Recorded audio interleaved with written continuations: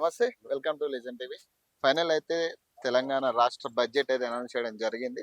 కొన్ని అంటే బీసీ వర్గాలకు కానీ, అలాగే చదువుకి సంబంధించి మెయిన్లీ, అలాగే వైద్యానికి సంబంధించి బడ్జెట్లో కొంత సానుకూలత లేకుండా ఉంది. సో దాని గురించి ప్రస్తుతం మనతో మాట్లాడడానికి పృథ్వీ అని ఉన్నారు. పృథ్వీ అన్నతో మాట్లాడదాం, దీని గురించి కంప్లీట్గా తెలుసుకునే ప్రయత్నం చేద్దాం. బడ్జెట్ విషయంలో అలా బడ్జెట్, తెలంగాణ బడ్జెట్ వెయిట్ చేస్తున్న బడ్జెట్ ప్రధానంగా చూస్తే కాంగ్రెస్ వచ్చిన తర్వాత ఇందులో కొంత ఎడ్యుకేషన్ అండ్ హాస్పిటల్కి సంబంధించి కానీ, లేదంటే ఇప్పుడు బీసీ వర్గాలకు కానీ కొంత వెనకబడిన పరిస్థితి కనపడుతుంది. మరి ఎట్లా చూస్తారు దీన్ని? అవును, వాస్తవం. ఎక్స్పెక్టేషన్స్ కి దగ్గరగా మాత్రం జరగలేదు.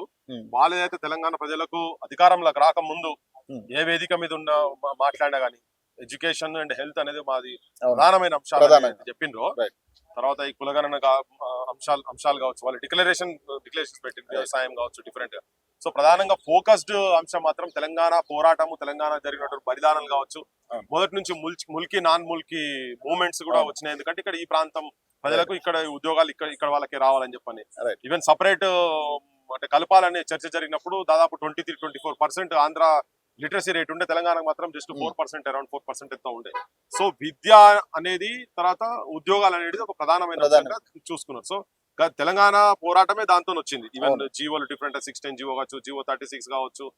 దాని తర్వాత తెలంగాణ విద్యా వ్యవస్థను ఎంత సర్వనాశనం చేసిన ఆంధ్ర పాలకులు అనేది ఒక పెద్ద చర్చ జరిగింది. సో దాని తర్వాత వచ్చిన దాంట్లో మెజారిటీగా చనిపోయిన వాళ్ళు, ఆత్మ బలిదానం చేసుకున్నటువంటి వాళ్ళు కూడా మేజర్ గా విద్యార్థి యువకులే. తెలంగాణ వచ్చిన తర్వాత ఈ రంగాలకు ఎక్కువ బడ్జెట్ కేటాయిస్తారు. తర్వాత ఈ రంగాలు బాగుపడతాయి అనే ఉద్దేశంతో నడిచే చాలా సాహిత్యాలు కూడా ఇక్కడ బడుల మీద కావచ్చు, నిరుద్యోగ సమస్యల మీద కావచ్చు, ఇటువంటివి వచ్చినాయి. సో తెలంగాణ వచ్చిన తర్వాత గత 10 ఏళ్ళు చాలా చీకటి పరిపాలన చూసిండ్రు. అవును, ఏ రకంగా చూసినా గానీ చీకటి పరిపాలన అయింది. ఏ మాత్రం విద్యా వైద్య రంగాలలో, ఉద్యోగాల రంగాల, నియామకాల రంగాలలో కూడా చాలా ఘోరంగా ప్రవర్తించిన పాలకులు, గత పాలకులు, కేసీఆర్ గవర్నమెంట్. సో ఈ ప్రభుత్వం వచ్చిన తర్వాత జనం కూడా ప్రజాపాలన అనేది ఏదైతే వాళ్ళు నినాదంతో పైకి వచ్చిందో, వాళ్ళైతే వాళ్ళు వచ్చిన తర్వాత డెఫినెట్ గా బడ్జెటరీ అలొకేషన్స్ వస్తాయి. ఇక్కడ నిజంగా బడులు బాగుపడతాయి.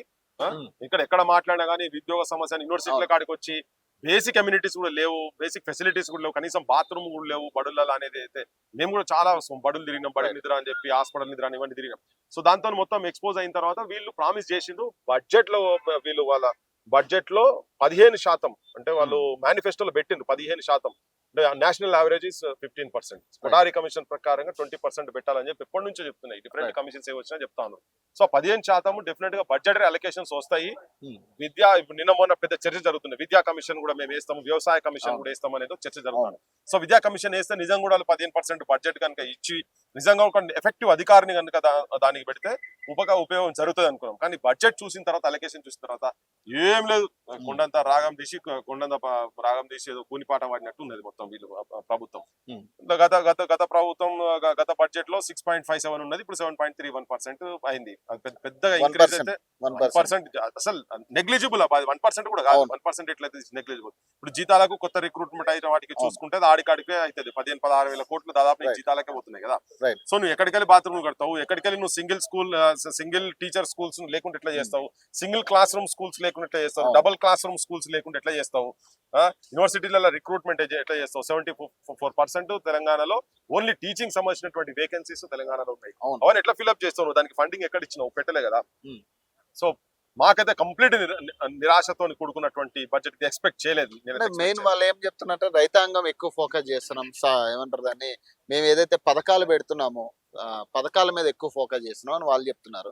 మరి ఇదంతా కూడా ఫోకస్ అక్కడ ఉంటే మరి విద్యా వైద్యం సంగతి కానీ, లేదా ఇప్పుడు బీసీ డెవలప్మెంట్ కి సంబంధించి కానీ ఏంటి పరిస్థితి? మరి వీళ్ళ పరిస్థితి చిన్న చూపా లేకపోతే ఏంటి?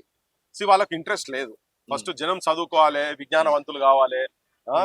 Wealth does not give excellence అబ్బా. నేను ఆయన మాట్లాడుకుంటా, మా బట్టి విక్రమార్క గారు హైదరాబాద్ సెంట్రల్ యూనివర్సిటీ చదివిన కాబట్టి మంచి కొటేషన్స్ చెప్పిండు, సాక్రటీస్ చెప్పిండు అన్నట్టుగా చెప్తున్నాడు. ఓకే, ఎక్సలెన్స్ వెల్త్ తీసుకొస్తుంది, ఇంకా అదర్ ఆస్పెక్ట్స్ లో కూడా చేస్తుంది అని చెప్పిండు. ఓకే, కరెక్టే. కానీ మనం అదర్ ఎక్సలెన్స్ ఎట్లా వస్తుంది? విద్యతోనే వస్తుంది కదా. Good education, good education, good future వస్తుంది అని చెప్పిండు.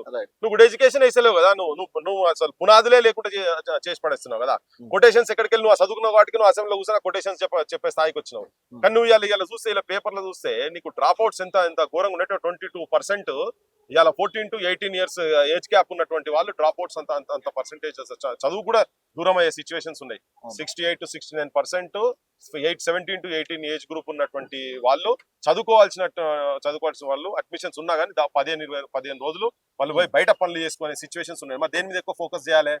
నీకు రైతాంగం మీద ఫోకస్ చేయదని చెప్తా చాలా ప్రామిసులు చేసినట్లు చెప్పాలంటే నువ్వు మేనిఫెస్టో తీసే మొత్తం ఇక తప్పులు అది ఏంటంటే నువ్వు అది దానికి ఒక తిరుగున్నది, నువ్వు ఇంప్లిమెంట్ చేసేది ఇంకో తిరుగున్నది కంప్లీట్ గా.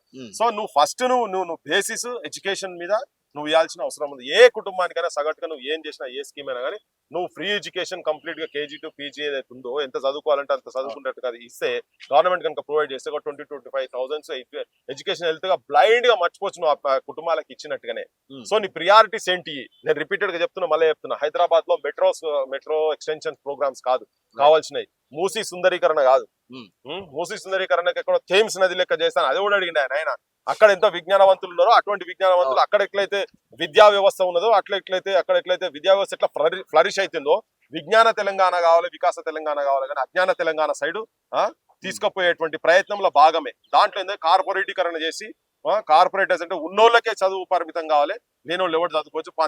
పంచరాత్కాలే, వ్యవసాయ కూలీలకు పోయేటోడు వ్యవసాయ కూలీలకు ఇవ్వాలి, తటం వస్తాడు తటం వేయాలి, పారబట్టాడు పారబట్టాలి. అవి అట్లనే మన ఇళ్ళలో పనిచేసేవారు ఉంటే వాళ్ళ ఇళ్ళలో పనిచేసే కాడ ఉండాలని ఆలోచన ఎంత గత ప్రభుత్వం చేసిందో వీళ్ళు కూడా గట్లనే చేసే కాడికి పోతున్నారు అనేది చెప్తున్నారు. నీ ప్రియారిటీస్ ఏంటి? దానికి నువ్వు ఇప్పుడు పెట్టిన పైసలు, మెట్రోకి పెట్టిన పైసలు దానికి పెట్టుకో, కొంత కట్ చేయి. వ్యవసాయం సంబంధించిన కూడా నువ్వు అనుకున్నప్పుడు కొంత కట్ చేసి నువ్వు నీ ప్రియారిటీ ఏందనేది మోస్ట్ ఇంపార్టెంట్ గా దీని సైడ్ పెట్టు. నువ్వు ఢిల్లీలో ఎక్కడ బంగ్లా కడతా అంటావు అవన్నీ అవసరం లేదు కదా, నీ విలాసాలకు సంబంధించినటువంటి కాదు కదా. నువ్వు విద్య, నువ్వు రిక్రూట్మెంట్ ఎట్లా చేస్తావు, అట్లీస్ట్ ఆ రోడ్ మ్యాప్ అన్ని మరి ఎందుకు పెద్ద వాళ్ళే కలిసి కూర్చొని మేనిఫెస్టో తయారు చేశారు కదా. మరి మీరు అందరు చేసి అన్ని చూసుకునే కదా రాసింది లెక్కలని. ఇలా కొత్తగా మేము అది పెడుతున్నాం కాబట్టి ఇది చేయము, ఇదంతా ఇక్కడ బక్వాస్ ముచ్చట. అన్ని కాదు, నీ ప్రియారిటీస్ ఏంటి, నువ్వు ఎట్లా జనరేట్ చేస్తావు, నువ్వు ఏంటిది అనే సైడ్ పోవాలి. నువ్వు ఊకే ఎక్స్పెండిచర్స్, ఓకే పాత ప్రభుత్వం కాలి బిందెలే ఇచ్చింది మాకు ఏం లేదని నీకు అంతా తెలుసు కదా. మీరు గవర్నమెంట్ లో ఉన్నారు కదా. అమెజాన్ అడవులలో ఉట్టిగా బట్టలు లేకుండా తిరిగినాం బై, మాకు ఏం ఎరకలేదు తెలంగాణ గవర్నమెంట్ గురించి. ఇప్పుడు రాగానే మాకు అధికారం ఇచ్చారు, మంత్రులమైనా ఎమ్మెల్యేలమైనా ముఖ్యమంత్రి అయినా నాకు ఏం సోయిలే, నాకు ఏం ఎరకలే, గిట్లా అనుకోలే అన్నట్టు ఉంటుందా ఎక్కడన్నా? మీరు ఎంపీలేనైతే ఎమ్మెల్యేలు గత ప్రభుత్వంలో ఉండేనే ఉంటారు. మీరు రాజకీయ పార్టీ హోస్ట్ తెలిసినప్పటి నుంచి రాజకీయాలు చేస్తున్నారే కదా ఇలా కూర్చున్నది. ఎక్కడికెళ్ళి వచ్చి నాకు ఇది తెలియదు అని చెప్తే ఎవడన్నా పిచ్చోడా నమ్మటానికి ఇక్కడ? సో అందుకని ఇవన్నీ బక్వాస్ మాటలు పక్కకు పెట్టేసి మీ ప్రియారిటీస్ ఏంటి అనేది మోస్ట్ ఇంపార్టెంట్. ఇలా యూనివర్సిటీ చదువుకుంటారు దాదాపు ఇక్కడికి వచ్చాను ఒక 10-15 మంది దాకా స్టూడెంట్స్ వచ్చారు. అందరు ఎగ్జామ్స్ కు ప్రిపేర్ అవుతున్న వాళ్ళే. పొద్దున్న లేసే తిండికి ఇబ్బంది అవుతున్నది, ఇంటికాడికి వెళ్ళి ఫోన్ వస్తే ఎప్పుడు బిడ్డానికి ఎప్పుడు నౌకరు వస్తుందని. ఇది 10 ఏళ్ల నుంచి వెయిటింగ్ నడుస్తూనే ఉన్నది కదా. వాళ్ళకు రోడ్ మ్యాప్ ఎక్కడ ఇచ్చినావా నువ్వు? అట్లీస్ట్ ఒక 10 మెస్సులు కూడా ఓపెన్ చేసినది కూడా నీకు వీలైతే లేదా? గంత కూడా లేదా? గన్ని పైసలు కూడా లేవా? అంత బికారు ఉన్నారా మొత్తం మీరు? మరి ఎట్లా 2,90,000 ఎక్కడికెళ్ళి పెట్టిరు మరి? బడ్జెట్ అయితే పెద్ద అన్ని ఈ ఫిగర్స్ కూడా అన్ని ఏంటంటే కుక్ట ఫిగర్స్ ఏమన్నా అసలు ప్రాక్టికల్ గా పెడితే కూడా ఇప్పుడు 500 కోట్లు యూనివర్సిటీస్ కి అన్నారు, ఉస్మాన్ యూనివర్సిటీకి 100 కోట్లు అన్నారు, మహిళా యూనివర్సిటీకి 100 కోట్లు అన్నారు. గత ప్రభుత్వం కూడా 100 కోట్లు అనేది 100 రూపాయలు కూడా ఇయ్యలే. ఇప్పుడు ఇది ఎంత ఇస్తుందో ఏందో చూడాలి, అది టైం చెప్తుంది. నేను అనేది ఏంటంటే ఈవెన్ వైద్యానికి సంబంధించినటువంటి కూడా హాస్పిటల్స్, ఆపరేషన్ థియేటర్స్ అత్యంత ఘోరంగా అన్యాయంగా దారుణమైన సిచ్యువేషన్స్ లో ఉన్నాయని చెప్పి గవర్నమెంట్ హాస్పిటల్స్ ఎంజిఎం హాస్పిటల్ల మనిషి ఆడ పేషెంట్ల చేతులు కాళ్ళు వాటికి భోజనాలు అయిపోయినాయి మంచిగా. రక్తాలు పీల్చుడు, మాంసం తినుడు లెక్క అయిపోయింది ఏంది పందికొక్కులకు సుందేలకలకు. అటువంటి సిచ్యువేషన్స్ కి వెళ్ళి నువ్వు వాటికి ఏం పెట్టి ఏం మరమ్మతులు దాదాపు 7 నెలలు అవుతుంది. 7 నెలల్లో ఎన్ని హాస్పిటల్, ఎన్ని అడ్వాన్స్ గా అపోలో అసంటి హాస్పిటల్, లేకపోతే మీరు పోయినటువంటి లండన్ పోయిన దగ్గర హాస్పిటల్స్ ఎంత నీట్ గా అట్లా తయారు చేసే ప్రయత్నం చేసినావా? దాని మీద ప్రణాళిక ఉందా? ఇంకా మూసి మీద పడ్డమైంది ఆయన, నాకు అర్థమైతే